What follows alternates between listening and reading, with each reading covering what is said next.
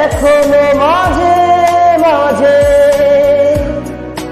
মাঝরাতে ঘুমের ঘরে শুনি তোমার পায়ের আওয়াজ, যেন তুমি এসেছো ফিরে।